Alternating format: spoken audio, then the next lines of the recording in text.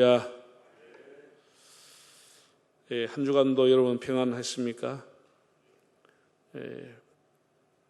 자, 우리가 신앙생활 하다 보면은 절망할 때도 있고 또 공연히 나태할 때도 있고 예배 때도 감격이 없어지고 또 심지어 교회에 나오기도 싫고 사회생활 속에서 심한 고난을 당할 수도 있습니다. 갑자기 하나님의 존재에 대해서 의심이 생기기도 하는 겁니다. 내 인생이 비틀거릴 때, 내 인생이 흔들릴 때, 내 신앙이 희미할 때 나를 다시 잡아주는 것은 무엇일까? 명언, 속담, 세상에서 나오는 책, 그런 것이 아니죠. 우리 예수 믿는 사람은 거기가 다 하나님의 말씀 속에서 다시 용기를 얻게 됩니다. 하나님 말씀을 암송하고 그 기절을 가지고 묵상하고 기도하다 보면 그 말씀이 내 인생을 새롭게 원기를 주는 겁니다. 우리가 배고플 때, 아주 힘들어할 때 라면 한 그릇 먹고 빵 한 개를 먹어도 힘이 일어나는 것처럼 역시 하나님의 말씀이 우리 속에서 묵상이 되고 암송이 되고 그걸 가지고 기도하면 우리도 모르는 사이에 영적인 힘이 일어나게 되는 것을 경험하게 되는 겁니다. 오늘 제가 몇 가지 성경을, 제가 힘을 얻는 성경 기절을 구약 신약 한 두 개만 소개를 해드리겠습니다. 한번 시편 16편 1절 2절을 읽어볼까요? 하나님이여 나를 지켜주소서. 내가 주께 피하나이다. 내가 여호와께 아뢰되 주는 나의 주님이시오니 주밖에는 나의 복이 없다 하였나이다. 하나님만이 내 인생의 복이라고 하는 것, 하나님만이 나의 피난처가 된다고 하는 것. 또 18편 1절 2절 읽어볼까요? 나의 힘이신 여호와여 내가 주를 사랑하나이다. 여호와는 나의 반석이시요 나의 요새시요 나를 건지신 이시요 나의 하나님이시요 내가 그 안에 피할 나의 바위시요 나의 방패시요 나의 구원의 뿌리시요 나의 산성이시로다. 하나님이 나의 방패가 되고 힘이 되신다고 하는 사실. 또 신약성경 마태복음 28장 20절 읽어볼까요? 내가 너에게 분부한 모든 것을 가르쳐 지키게 하라. 볼지어다 내가 세상 언제까지? 끝날까지 너희와 항상 함께 있으리라 하시니라. 또 로마서 8장 28절 읽어볼까요? 우리가 알거니와 하나님을 사랑하는 자 곧 그 뜻대로 부르심을 입은 자들에게는 모든 것이 합력하여 선을 이루느니라. 이런 귀절들을 여러분 개개인도 다 여러분에게 참 좌표가 되는 그 말씀이 있을 거고 용기를 얻는 말씀이 있을 줄로 압니다. 이런 하나님의 말씀이 우리에게 용기가 되고 힘이 되는 거예요. 오늘 그 한 절을 여러분에게 다시 소개하겠습니다. 자, 이사야 41장 10절에 올라오는 본문인데 다시 한번 읽어볼까요? 두려워하지 말라. 내가 너와 함께 함이라. 놀라지 말라. 나는 네 하나님이 됨이라. 내가 너를 굳세게 하리라. 참으로 너를 도와주리라. 참으로 나의 의로운 오른손으로 너를 붙들리라. 여러분 한 주간 동안에 이 말씀을 암송하면서 이 말씀을 가지고 그 한 절 한 절마다 나오는 것을 생각하면서 기도하시기를 바랍니다. 선지자 이사야는 유대 왕 우시야가 죽던 해에 주전 750년경에 하나님의 부르심을 받았습니다. 시대적으로는 이미 북이스라엘은 국군이 기울어져 버렸고 남쪽 유당도 우상 숭배와 불순종으로 나라가 곧 패망할 것이라고 하는 징조가 곳곳에서 나타났습니다. 나라가 곧 망하리라고 하는 그런 징조가 드러났습니다. 나라는 풍전등하였습니다. 그래서 이사야 1장에서 40장까지는 하나님의 징계에 대한 것이고 41장에서 66장까지는 새로운 소망, 새로운 회복의 나라를 이루게 될 것에 대한 예언을 하고 있습니다. 제가 오늘 새벽에 일어나서 이사야서를 읽었습니다. 상수리 나무와 밤나무가 배임을 당한다 할지라도 그 나무에 구루터기는 새싹이 일어날 것이다. 비록 나라가 붙잡혀가고 포로가 되고 패망이 되고 배임을 당해도 하나님이 남겨놓은 새싹이 있다라고 하는 것입니다. 하나님이 남겨주신 새싹이 있다라고 하는 사실입니다. 그래서 하나님께서 선지자를 통해서 두려워하지 말라, 놀라지 말라, 내가 너와 함께 하신다 약속을 주었습니다. 오늘 본문에서 크게 두 가지 정도를 생각하려고 하는데, 하나는 하나님과 유대 백성과의 관계, 좀 더 좁히면 하나님과 나와의 관계, 이것을 생각해 보는 겁니다. 우리 이 사회생활이라고 하는 것은 다 관계가 중요한 겁니다. 이 관계가 굉장히 중요하죠. 나와 너의 관계, 친소의 관계, 끈끈한 관계냐, 사무적인 관계냐, 이런 관계가 굉장히 중요한 겁니다. 41장 8절을 보면은 나의 종 이스라엘아, 내가 택한 야곱아, 나의 벗 아브라함의 자손아, 이렇게 불렀습니다. 9절을 보면 내가 너를 부르고 내가 너를 택하였다라고 말씀했습니다. 하나님께서 이스라엘아, 야곱아, 아브라함의 자손아, 내가 너를 택하고 내가 너를 불렀다. 하나님이 선택했다고 하는 것. 이게 이스라엘과 유대와 하나님과의 관계는 하나님이 그 많은 민족 중에 유대 백성을 택했다고 하는 것입니다. 내가 너를 불렀고 내가 너를 선택했다고 하는 것입니다. 당시에 중동에는 농사의 신, 풍요의 신, 다산의 신, 바알과 아스타롯과 여러 신이 있었고 야훼 하나님도 있었겠지만, 그 중에 이스라엘이 하나님을 선택한 것이 아니고 하나님이 이스라엘을 선택했다고 하는 사실. 이사야 43장을 보면 내가 너를 지명하여 불렀나니 너는 내 것이라. 하나님 한 민족 중에 지명해서 콕 집어서 너를 불렀다, 너를 선택했다, 이렇게 말씀을 했습니다.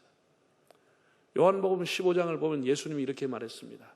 너희가 나를 택한 것이 아니고 내가 너를 택하여 세웠나니. 예수님께서도 그 많은 사람 중에서 예수님의 제자들을 택하여 세웠다고 말했습니다. 이게 선택의 교리라고 하는 것인데, 성경에서 가장 기본적이고 굉장히 중요한 교리가 여기에 들어있는 겁니다. 여러분, 성경을 이렇게 통으로 줄로 보면은 다 하나님의 선택의 역사입니다.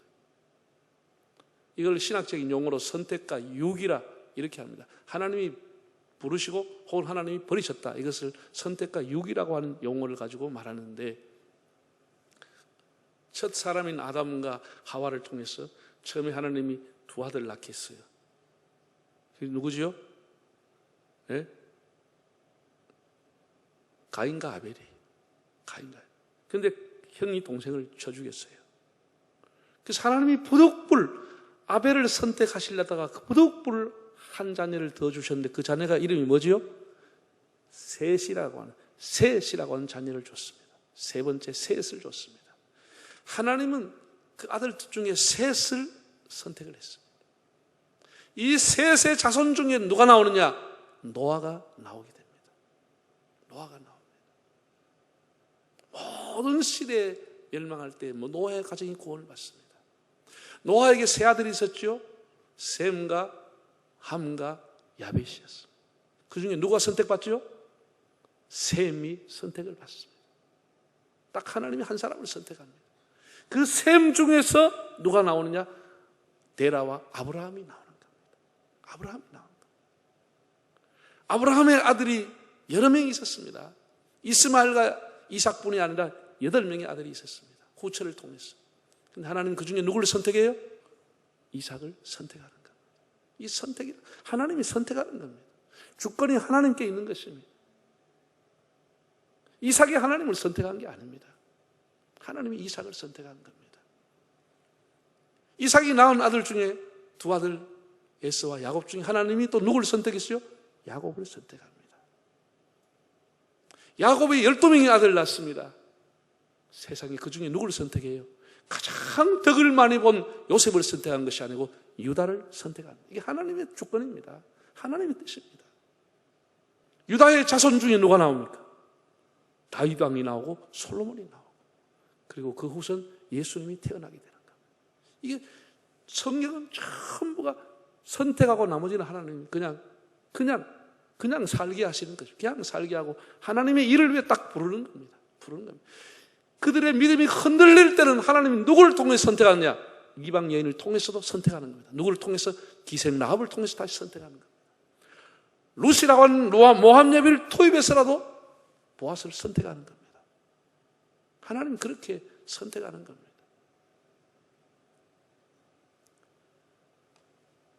이 선택받은 사람은 자기는 모르지만은 결국은 성경은 하나님의 이름을 위해 살게 되는 겁니다. 하나님의 이름을 남기며 죽게 되는 겁니다. 본인을 모르고 살아가지만 하나님의 이름에다가 목을 걸다 결국은 돌아가는 겁니다. 우리가 시편 62편을 보면 이런 말씀이 나와요. 참 귀한 말이에요. 진실로 선한 것도 헛되고 높은 자도 거짓되니 저울에 달면 입김보다 가벼울 뿐이니라.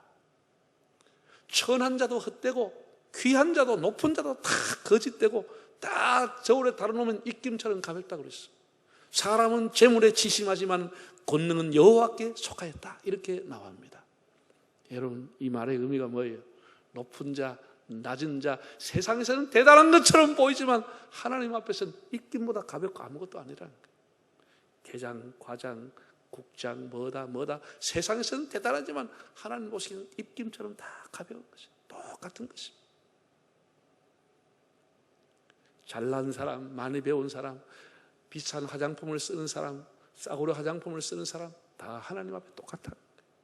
좋은 옷을 입은 사람, 명품 옷을 입은 사람 다 하나님 앞에 입김처럼 가볍고 똑같아. 중요한 것은 하나님의 권능이 하나님께 속았고 하나님이 누구를 선택했냐, 이게 중요하다는 것이에요. 여기에 왜 구원이 있기 때문에, 여기에 생명이 있기 때문에 이게 중요한 것이지, 무엇을 입고 다니느냐, 그 사람이 계급이 뭐냐, 그 사람이 어떤 아파트에 사느냐, 이게 중요하지 않다는 거예요. 다윗이 이걸 일찍 옛날에 깨달았어. 입김보다 가볍다 그랬어. 권능이 하나님께 있다. 하나님이 부르신 자가 축복된 사람이다. 하나님의 뜰에 가까이 서게 하신 사람이 복된 사람이다. 이렇게 성경은 말하고 있습니다. 하나님이 불렀다고 하는 것입니다. 내가 잘났어, 내가 영글고 똑똑해서 내가 반듯하게 산다고 하나님 부른 거 아닙니다. 신명기 7장을 보면 이렇게 말했습니다. 너희를 택하심은 다른 민족보다 수요가 많기 때문이 아니다. 고린도전서 1장을 보면 너희의 부르심을 보라. 지혜로운 자가 많지 않고 문벌이 좋은 자가 많지 않고 능력이 있는 자도 많지 않다고 했습니다. 내가 잘나고 못나고 아무 상관없이 하나님이 나를 불렀다고 하는 것이에요. 내가 부족한 줄 알고 불렀기 때문에 부족한 것을 이유로 나를 버리지 않는다는 겁니다. 이건 확실한 겁니다. 내가 죄인인 줄 알고 불렀기 때문에 내가 죄를 지었다고 해서 하나님이 나를 버리지 않습니다. 이건 확실한 겁니다. 내가 죄인인 줄 알고 불렀기 때문에. 하나님께서는 하나님의 부르신 사람에 대해서 끝까지 그 사람을 보존하시고 지켜주십니다. 세상 끝날까지 그를 지켜주시는 것. 이걸 우리가 확실히 믿는 게 믿음이라고 하는 겁니다. 우리가 절망하고 사람이 없는 곳에 내가 혼자 숨어서 조용히 살고 싶다. 네가 바다 끝에 거할지라도 하나님은 거기 계시며 하나님 택한 백성의 마음이 가 있는 겁니다. 여러분, 아브라함 보세요. 하나님이 선택했습니다. 아브라함의 형제가 삼형제였습니다. 데라가 삼형제를 낳습니다. 나홀과 하란과 아브라함, 서이를 낳는데 서이 중에 하나는 아브라함만 딱 선택했습니다. 그 아브라함이 하나님 앞에 약속을 받았죠. 아들을 준다는 약속을 받았죠. 그러나 세월이 가고 하면서 여인 하나 얻어서 이스마엘을 낳게 됩니다. 믿음이 흔들렸습니다. 하나님 받은 약속이 완전히 송두리째 흔들려 버렸습니다. 그가 인생이 흔들리고 비틀거려도 하나님은 그를 잡고 있었습니다. 하나님은 그를 기억하고 있었습니다. 왜? 하나님이 불렀기 때문에. 하나님이 그를 통해서 씨를 보존해야 되기 때문에 하나님이 그를 잡고 있는 것입니다. 하나님은 아브라함을 떠난 적이 없습니다. 아브라함은 하나님을 떠났지만, 아브라함은 애굽으로 내려갔지만 하나님은 아브라함을 버린 적이 없습니다. 다윗이 그렇게 훌륭한 성군이라고 하지만 다윗도 얼마나 하나님 앞에, 사람 앞에 큰 죄를 짓고 살았습니까? 그가 참회했을 때 하나님 그를 버리지 않았습니다. 하나님 그를 통해서 하나님 뜻을 이루셨습니다. 지금 이사야가 살고 있는 시대에 그의 예언을 보면 헛된 재물을 가져오지 말라. 너희가 성정 마당만 발로 부리라. 외식적이며 형식적인 예배를 하나님이 싫어하고 다 집어 던져라고 하나님 책망했지만, 그렇게 하나님이 징계했지만 그래도 하나님은 이스라엘을 버릴 수가 없었습니다. 하나님 선택이기 때문에. 일시종한 징계는 오겠지만, 일시 동안 심판을 받지만 반드시 돌아와서 불탄 예루살렘 성을 회복하고 성전을 짓게 될 날이 올 것이라고 말씀해 주었습니다. 선지자 호세아는 이렇게 말했습니다. 그가 찢어졌으나 도로 낫게 하실 것이요 그가 때렸으나 싸매어 줄 것이라.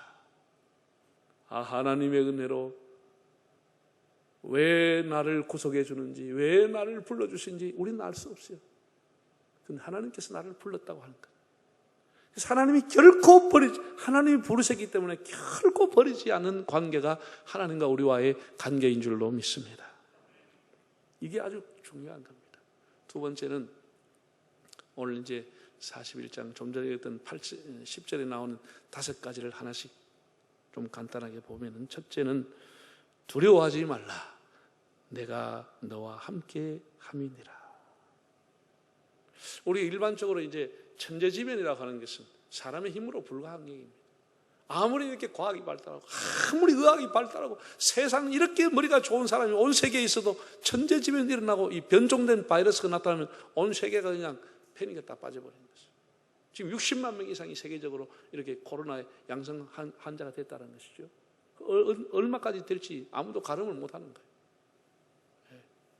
하나님께서 이 불안한 시대를 살아가는 우리들에게 두려워하지 말라. 내가 너와 함께 함이니라. 할렐루야. 여러분, 예수님 이렇게 말했습니다. 사람을 두려워하지 말라고 했습니다. 너희의 영혼과 육체를 멸할 수 있는 하나님을 두려워하라고 그랬습니다. 너 육체를 제거하는 사람만을 두려워하지 말고 영혼과 육체를 제거하고 심판하시는 하나님을 두려워하라고 그랬습니다. 우리가 확실한 것은 하나님을 두려워하면 세상의 어느 것도 두려워하지 않습니다. 하나님을 두렵게 여기지 않은 사람은 세상에 조그만 데서도 난리가 나고 두려워 못 사고 불안해서 못 사는 겁니다. 우리가 하나님을 더욱 신뢰해서 두려워하지 말라고 하는 이 말씀, 내가 너와 함께하는 이 말씀이 여러분의 말씀이 되기를 바랍니다. 두 번째, 놀라지 말라.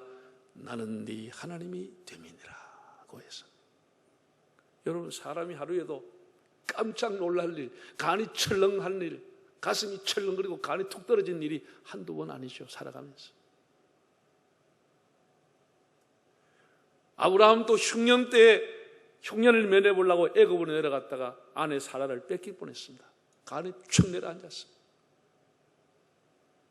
하나님이 어떻게 했죠?